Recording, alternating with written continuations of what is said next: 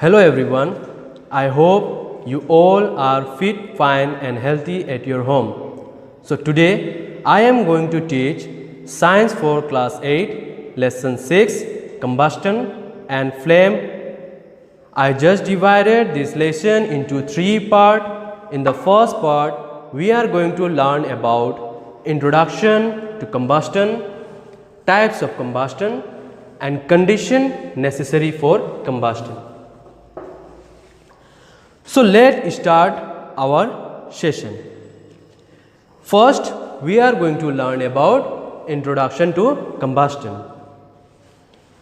More than 1000 years ago, ancient human beings discovered a mysterious thing called fire. Men learned to use fire so as to ensure food and keep them warm. Some even considered fire to be God, and few others thought fire to be a fundamental substance, along with earth, air and water.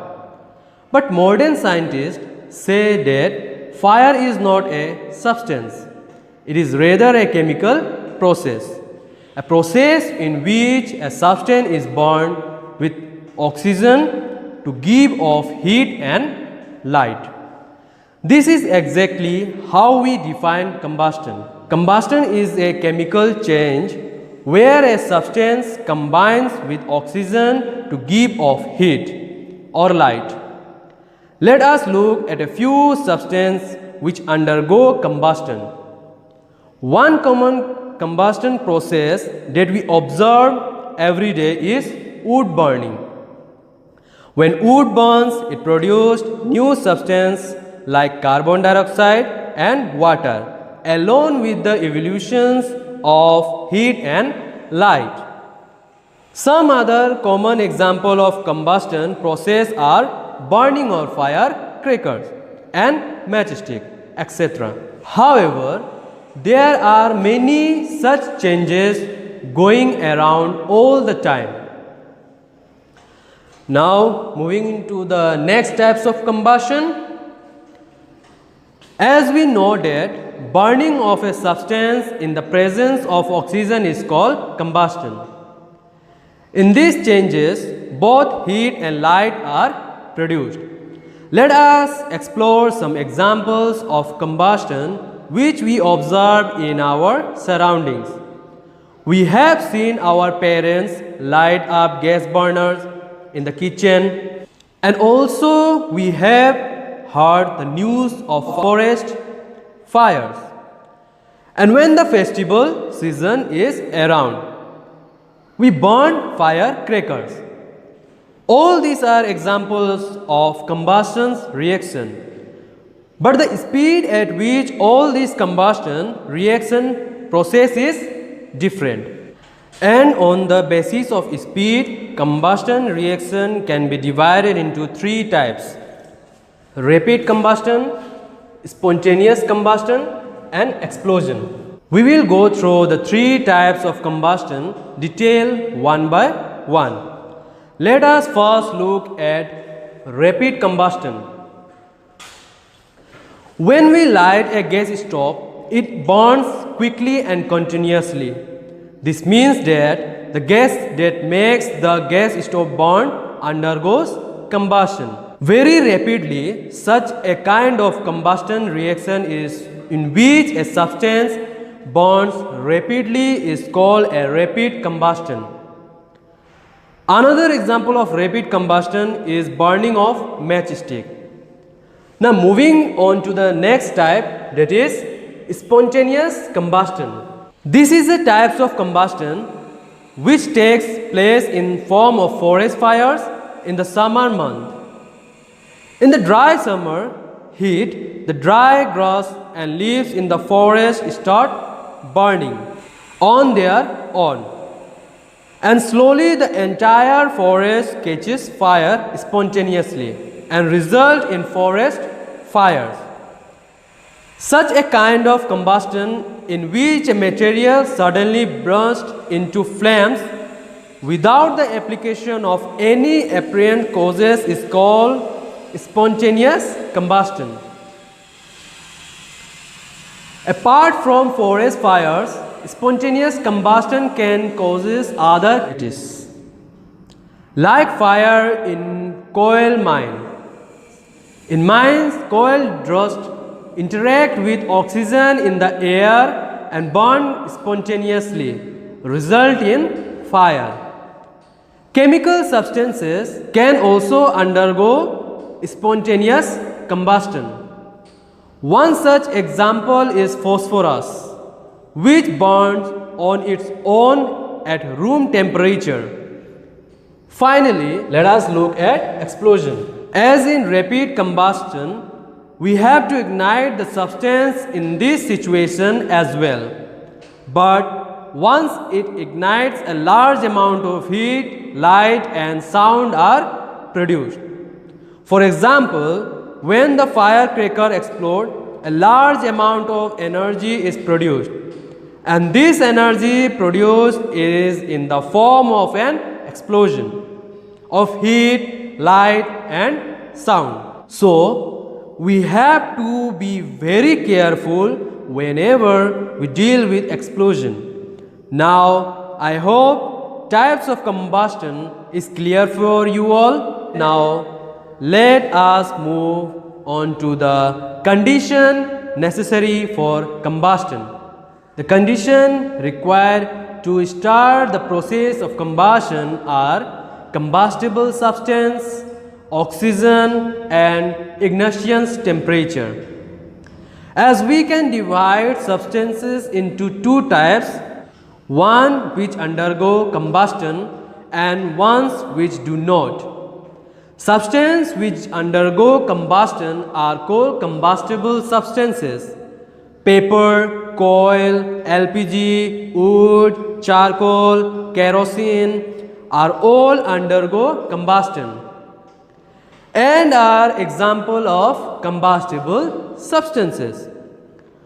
Also, during the combustion of some combustible substances, the amount of heat generated enormous.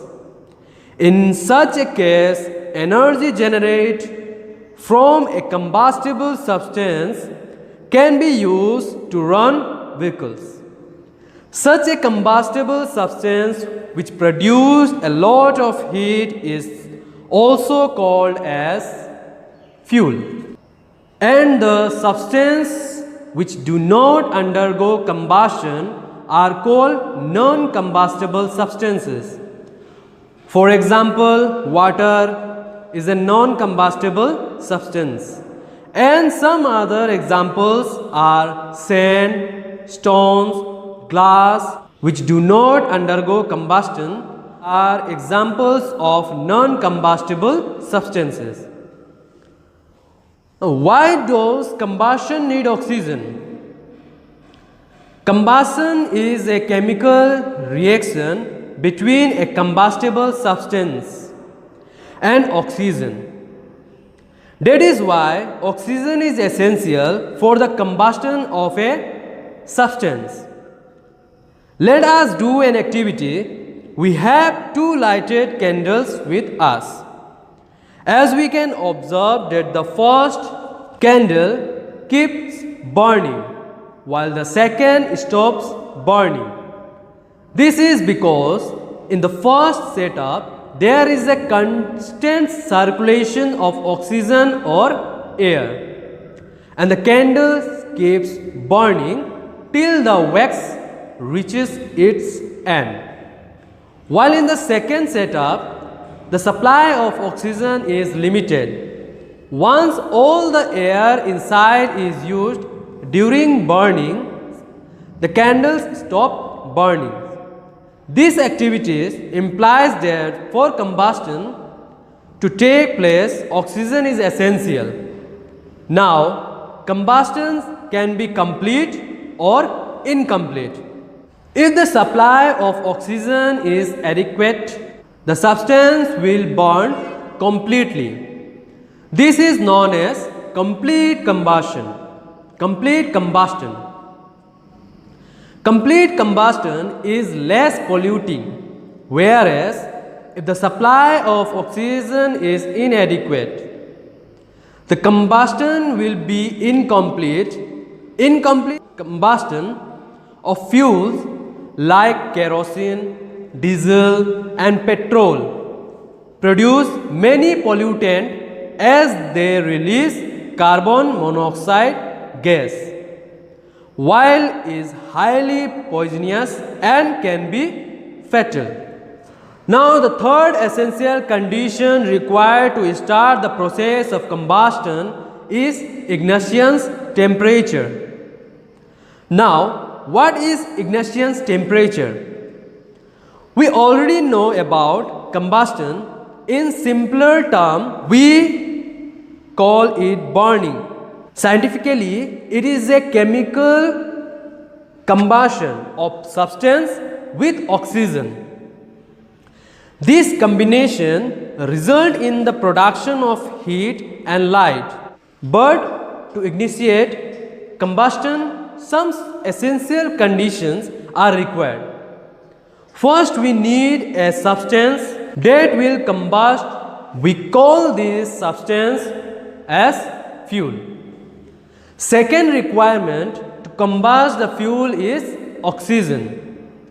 And the third essential condition needed for combustion is heat. These three are mandatory requirement to start combustion, but combustion does not start with the supply of a random amount of heat. To initiate combustion, this supplied heat has to rise the temperature of a substances to a certain level.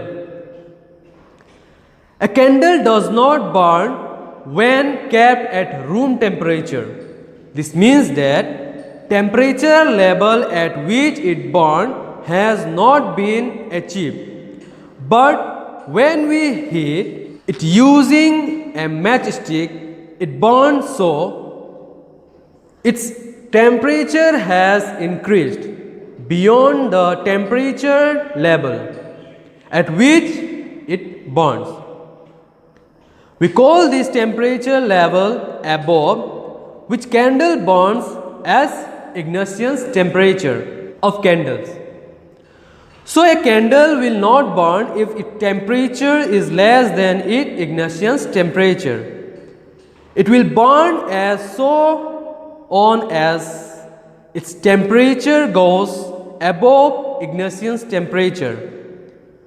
We can define ignition's temperature of a substance as lowest temperature at which it will burn.